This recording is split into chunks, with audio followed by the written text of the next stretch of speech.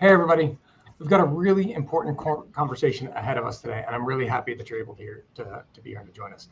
I want to do a little bit of scene setting here first. A few months ago, I was planning to go live with a few of my friends in West Virginia. We ran into some obstacles that we'll get into in a second. But all that's to say, I'm here with them today, and I couldn't be more thrilled to spend some time with Morgan and Kenny. And so, to you both, thank you for taking the time to be here with all of us. I want to give you each a moment to introduce yourselves. But first, let's fill in some additional details for everybody tuning in. Morgan, I figured I'd start with you. Tell us a little bit about yourself and tell us about the sit-in that you will organize to protect West Virginia's access to healthcare and to food. My name is Morgan Fowler. I'm a native Appalachian. I've lived in West Virginia my entire life. I do a lot of community organizing. I wear a lot of hats. I'm kind of a little bit everywhere. We initially started organizing this sit in when we heard that the Medicaid cuts were coming down the pipe within the big, beautiful bill. I have my daughter is a Medicaid recipient. My aunt relies on Medicaid. She's a stroke survivor. And so these types of cuts coming down the pipe would really affect my family, but essentially hand out a death sentence to my aunt, as she wouldn't be able to afford the medications that keep her alive every day. Without Medicaid coverage. And so a group of us kind of organized from behind the scenes. We went into a church and we did a little bit of a roundtable with about a dozen of us and started kind of strategizing how we could maybe reach our legislators and which legislators that we wanted to focus on and who would actually be somebody that might be flippable. And so we began to organize. We really just wanted to go have a conversation, but we know how these things go and have went in the past, and so we had kind of all the actions prepared. So we decided that we were going to go to Senator Shelley Moore Capito's office and try to have a conversation with her and just express our concerns. As we know, like Republicans are not holding town halls. All of our federal legislators in the state of West Virginia are Republicans, and so we haven't really been able to like find genuine avenues to be able to reach them. So in going there, we wanted to be able to share our stories and how this would affect our families and how this would affect people all across the state of West Virginia as one of the most heavily reliant states on Medicaid. And so when we went to her office, it did not go as planned, as you know, because we were supposed to live stream with you that day. And inevitably, we were quickly arrested from the property. And we can talk a little bit more about what that looked like, but that's I, a little bit of an overview. I look forward to doing just that, Morgan. Thank you. And um, thank you for your advocacy and your willingness to speak up for a lot of folks that across West Virginia, across your communities and your family that are going to be hurt by the implications and the impact and the consequence of this bill, which, by the way, those Republican lawmakers, they know it, right? I mean, you were there to tell them about it, but they know it. And anyway, we'll get into all more of that in a second. Kenny, I want to throw it over to you. Kenny's a great friend. He's an alumnus of our Organizing Accelerator Fellowship program that we run for emerging organizers. It's so great, Kenny, to have you here with this conversation, and really great to see you. So, give me a little bit of background on you, so folks that don't already know you get to know you a little bit, and how you got into organizing and the role that you played in the sit-in. Yeah, so as you said, my name's Kenny Matthews. I'm the West Virginia Economic Justice Associate for American Friends Service Committee. As you mentioned, I was part of the inaugural class of the Organizer Accelerator hosted by the Groundwork Project, and it was awesome. Like, that really fed into my organizing and fed into me learning, like, I could have power in these spaces. I'm formerly incarcerated. So, as someone with a lived experience of the criminal justice system, and I am I call myself an adopted son of West Virginia. I'm originally from Chicago, Illinois, but I moved to West Virginia in 2008 and fell in love with the state, the people, like everything, and decided to stay. And being formerly incarcerated, a lot of times you think that you don't have a voice because the system stifles your voice at every chance that they get. inside of incarceration.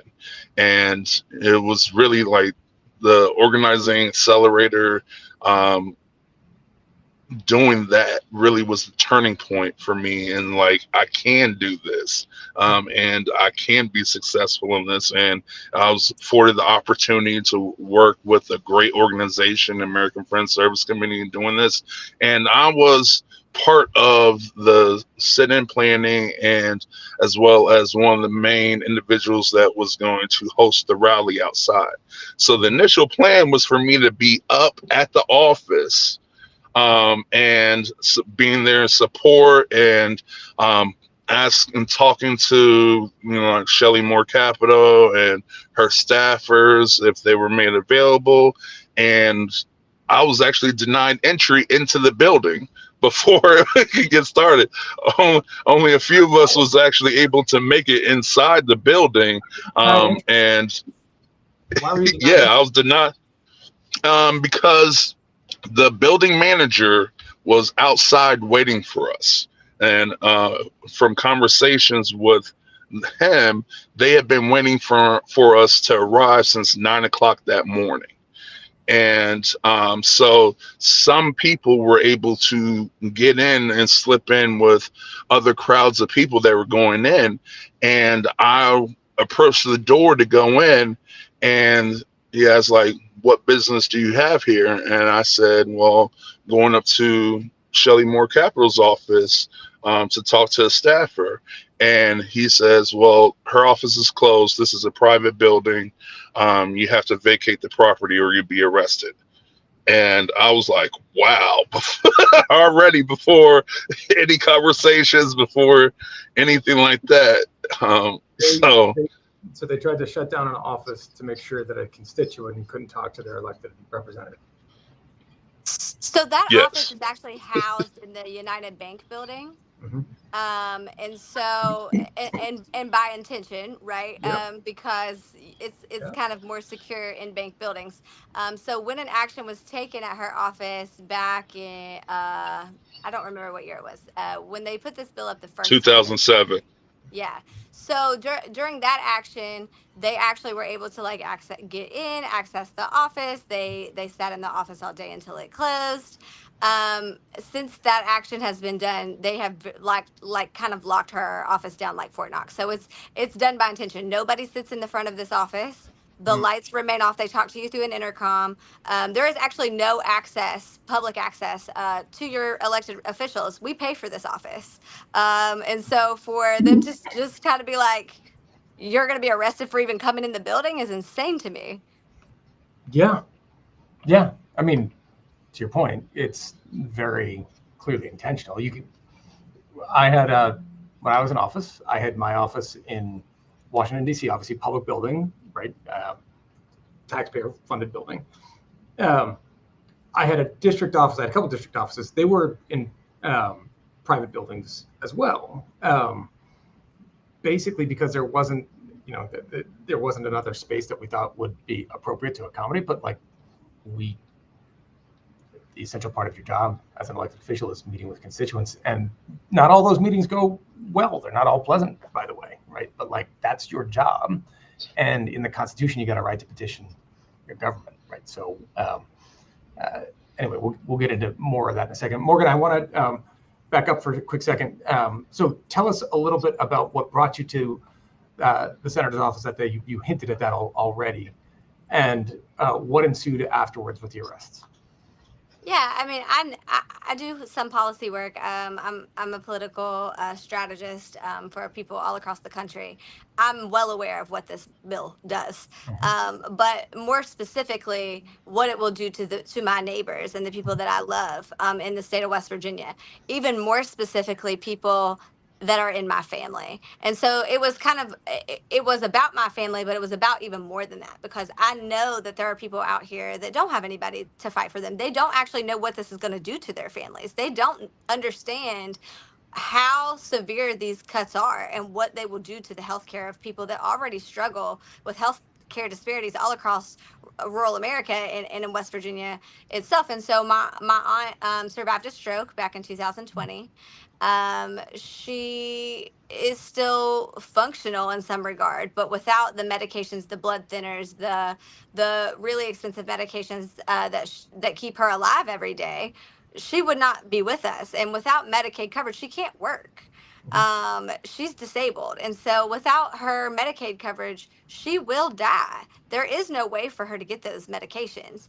And I became a mom at a really young age. My daughter's a Medicaid recipient through Medicaid expansion. I cannot afford to put Medicaid medical coverage on my daughter. Outside of that, it's already outrageous for me to have to put it on myself. I can barely afford that. And so understanding the cuts to Medicaid expansion and what they view as able-bodied adults and the very intensive documentation processes that they're going to use to just to gradually cut people off of this system because they don't understand how to fill out paperwork. I just really felt like our elected officials, with the level of dependency that we have on programs like Medicaid, would be a little bit more understanding as to why they should hear from their constituents of how this would affect it. I don't feel like this is a partisan issue when we talk about health care. People across the state of West Virginia rely on this almost more than any other state in the entire country. And so it's almost like a slap in the face to all constituents. This is not Democratic constituents or independent constituents. These are all your constituents, even the ones who don't know how they'll be affected by this. And so when we went there, it was about that. It was about my family. It was about my daughter. It was about my aunt, but it was about all the people across the state of West Virginia. If you're not a Medicaid recipient, you know somebody who is. And they rely on those services to be able to get health care coverage and to stay alive. And so these are our neighbors who will die because of things like this. And it's not as minuscule as they seem to like to think. They've tried to get ahead of the curve on messaging. They keep trying to tell us what this bill actually means, but those of us can read. We know what this bill actually does. So, question to both: if it is that clear, which it is, that this bill is going to do real damage to a lot of people in West Virginia, elected officials, statewide elected officials, to all of their constituents, right? Not red or blue issue, not a political issue, but just it is going to create enormous amounts of pain for people in West Virginia. Why do they vote for it? I think I think the reason why they voted for the bill is because they're banking on West Virginians and other individuals that are part of marginalized, that rely on Medicaid, rely on government assistance to survive, to do what historically they have done, is that when little things are stripped away, they adjust, they overcome, and they continue on because they have no other choice. They have to survive. And so they're banking on the will of those that are going to be affected by this, and their resolve to not die, superseding, them really actually saying, like, you voted for this, we're going to get you out of office and put somebody in who really has our best interest. And to be clear, it's this bill, called the big beautiful bill, the budget reconciliation bill. I call it the murder bill, because that's what it's going to do. It's going to murder people. And it's not something that's going to happen overnight. It's going to be a gradual ticking away. Like the things that would outrage people if it happens overnight, the government and people that are in power are very smart and calculated in saying, we're not going to take all this away at once. We're going to strip away little by little, take it away. So as you adjust to the stripping away, it doesn't feel as bad. The hurt doesn't bad. If I take $1,000 from you at one time, you notice it more than if I take $1 here and $1 there and $1 there. Over the course of time, I might take $10,000 from you, but because of the dollar, you think like, oh, it's not that bad, kind of thing. And I think that's what they're banking on with the people, is that they look at it like, well, it hasn't hurt me as much as it could right now, so I could deal with it. Morgan, this isn't the first time this has happened with you and with the center and over these issues, right? So tell us, like, what comes next? Right? What happens after an elected official votes against the bedrock fundamental foundational interests like access to healthcare for their constituents? Well, I mean, they were intentional in the way they did it. And to kind of build off of what Kitty said, they're very smart. And so we know that they're going to kind of message us like, see, nobody lost their health care.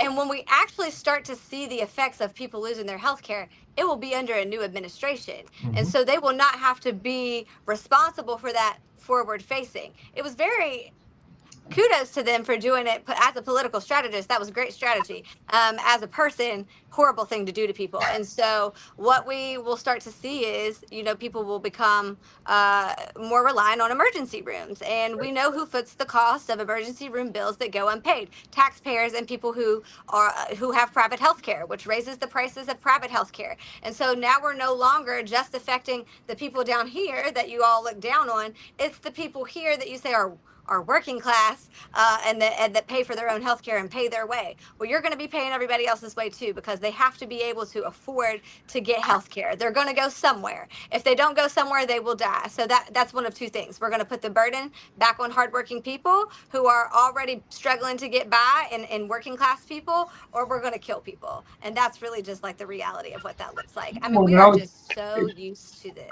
It drove me nuts when I was in office doing this stuff. I was on my health committee, and we'd have these debates. I mean, just what you said. And it was like, look, if you think that it is right that if I walk across the street and somebody gets hit by a bus, if you think that before we put them in an ambulance, you should look for an insurance card, that's one thing.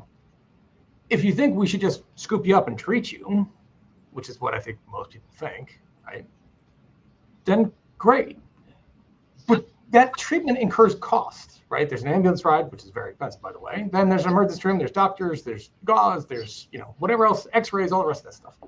If you're not insured, chances are you can't pay that tens of thousands of dollars that emergency room visit is going to cost, because it's less with insurance, right?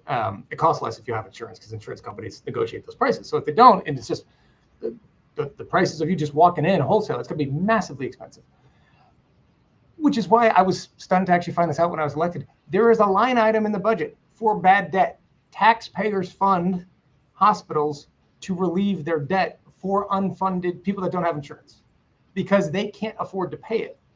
So like, we all pay it, which, what happens when we all pay something that's called insurance. So it's like, it's not like this stuff doesn't get covered somehow. You can just choose to cover it on the front end so that somebody, one, has the assurance of knowing you actually have insurance. Two, that they actually go to the doctor more frequently. They don't clog up the emergency room. They make sure that moves more efficiently and the costs come down for it. And the costs in the system actually come down. Or you can scare and threaten people, hoping that they're never going to get sick, which, by the way, with this administration, good luck, right? That they're not going to get sick. And then that they're not going to seek treatment, which is essentially the bet that you're making, is that you're not actually, the way that you this cheap, like, squeeze the cost of the system is that you essentially don't go to the doctor ever. And yeah, that's the to have a hospital, because most of the people in West Virginia live in rural areas, and those hospitals will close. So what they're banking on is they're going to kill rural Americans. They're going to kill them, but they're not going to be able to access hospital care. So I guess maybe it's a less to pay of a taxpayer burden to bury them. I don't know, because they surely won't be able to get to a hospital. They will all close. They're already on the brink of closure. We are downtrodden and torn to pieces in these rural areas. Some places you can go to in West Virginia, and it still takes you an hour and a half to get to the local rural hospital. And so not only is it going to kill people because they can't access medication, in emergency situations, they will not be able to access a hospital because they will not exist.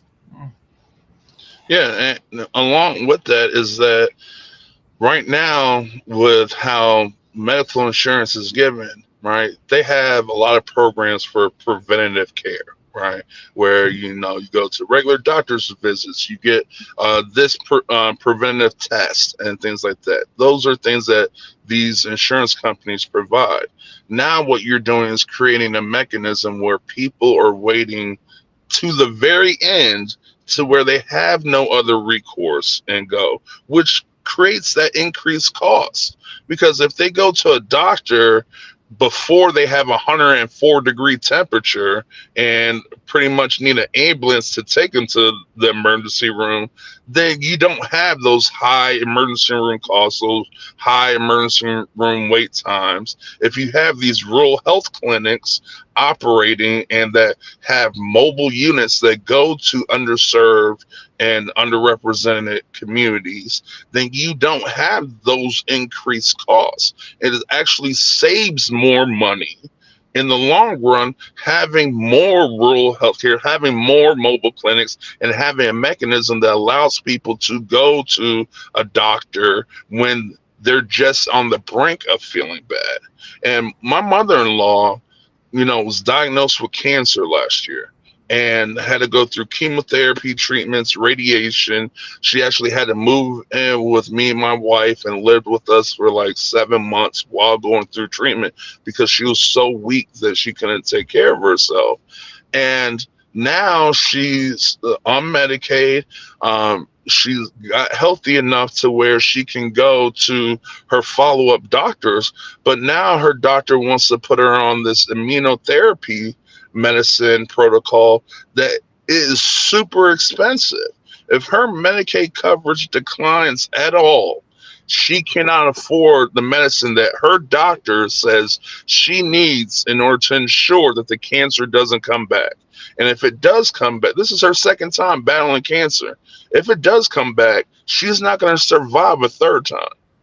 And this another avenue of why I was part and joined Morgan and others to advocate against this, because my mother-in-law, who I love dearly, can die because of decreasing her medical coverage.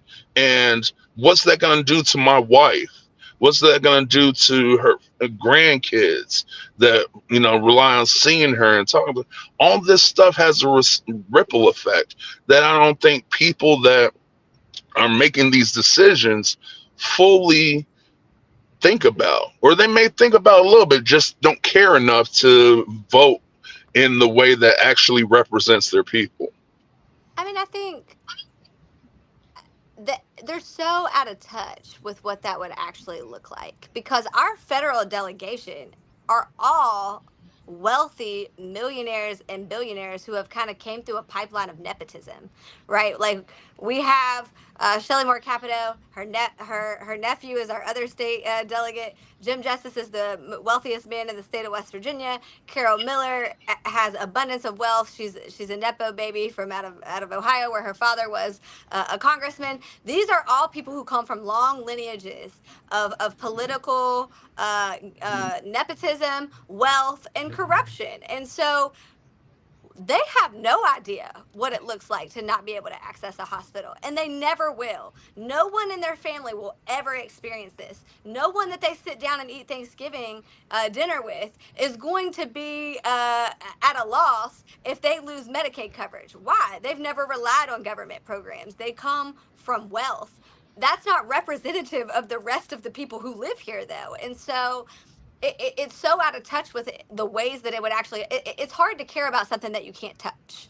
And it's why I advocate so heavily for electing people who can actually understand the issues, regular people, teachers, police officers, military members, people who have experienced real struggles in life, working class people who can touch the issues. We have a real bad habit here of just electing people who sell us out over and over and over again. They come in, they say the nice things when it's election time, and then they vote against the best interests of our people, and they sell it to our people in a way as if it's good for them.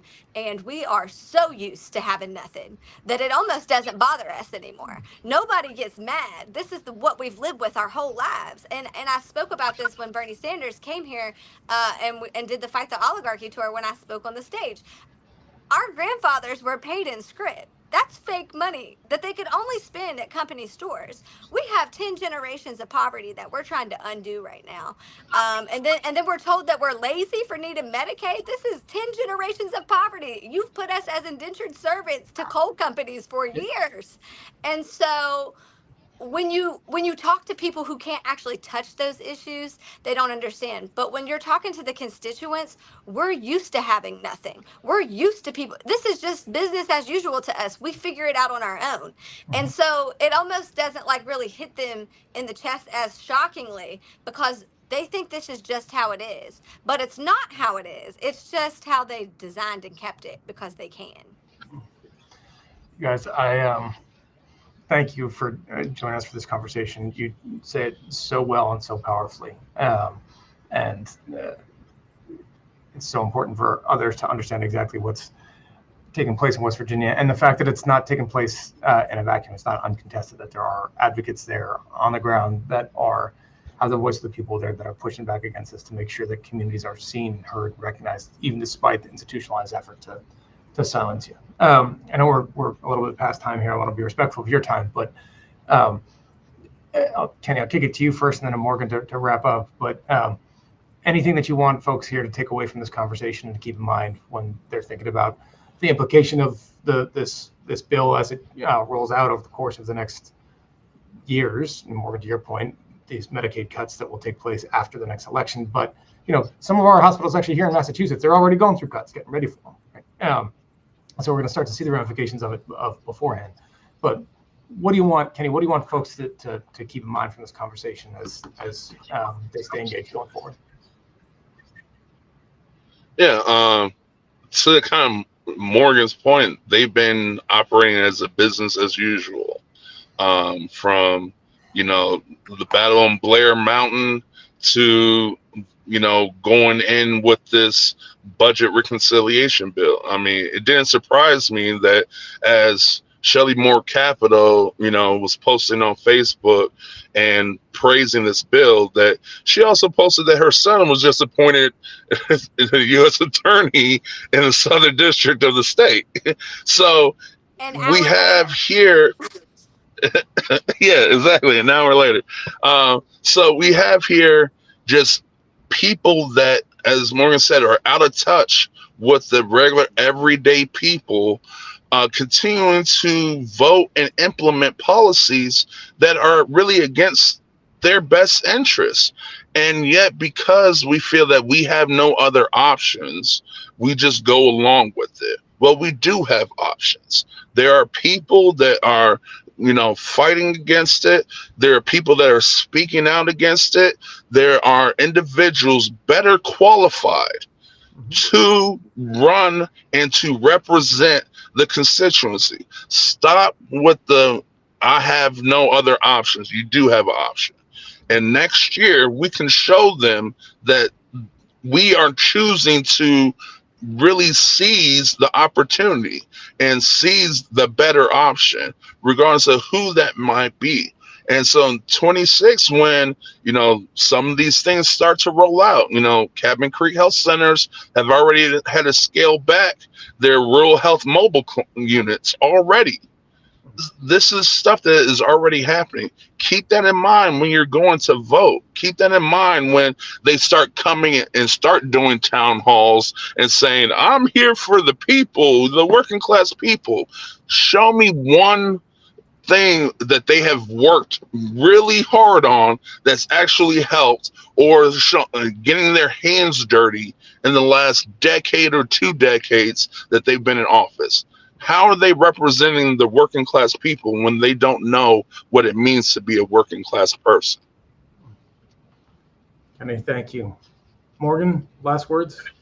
Yeah, I mean, I think the important message, particularly to people in the state of West Virginia, but all people across all rural communities across America in general, but specifically geared towards them, you've just been lied to. And that's just the facts. They tell you that your neighbor on Medicaid is the problem. Big Pharma made billions flooding our communities with opioids and killing our people. Their executives made songs about us. They laughed about us. They called us pillbillies, and now they continue to profit off of our pain. They tell us that you can't afford health care, but what we really can't afford is billionaires hoarding more wealth than every West Virginian's income can match. They keep telling us this is just the way it is, that this is just what we've got to do to get back on track. track. That's not true. They have money for what they want to have money for. They have money to have military parades for Donald Trump's birthday. They have money to go to war every time that Donald Trump gets mad at somebody. They've got money to drop bombs on children. They have money for what they choose to have money for. Let's take care of the people in our backyards. And it is not up to our neighbors to take care of one another because they continue to fail us over and over and over again. But we will continue to do that until we have what we deserve. But we are worthy of more. We can ask for more. We can demand more. This is our government. We represent these people. They are representatives of us. And so whatever we're asking them to do, that is their job, is to do what we're asking them to do. It is not their job to go in and line their pockets with money from lobbyists and donors. Their job is to represent the people of this state. And by rolling back Medicaid coverage in a state that relies so heavily on Medicaid coverage, it's clear that they're not representative of the people in this state. And we are able to demand better, and we should. We should not level ourselves down to here and just let them keep operating business as usual. They thrive on the fact that we're tired and overwhelmed with all the information and chaos that happens to us every day. We need to hold them accountable. And I know that it's exhausting, but we have to fight right now. I mean, this is gonna hurt people, and we deserve better than this. Amen. Thank you both. Thank you for your advocacy. Thank you for your tenacity. Thank you for your belief in something better. And thank you for going out there and doing it. Really grateful to you. And maybe one last thing you might want to a message to our congressional delegation. It's really a better option to just talk to your constituents as opposed to arresting them. So that's there. Pretty good word to end on. Morgan, Kenny, thank you.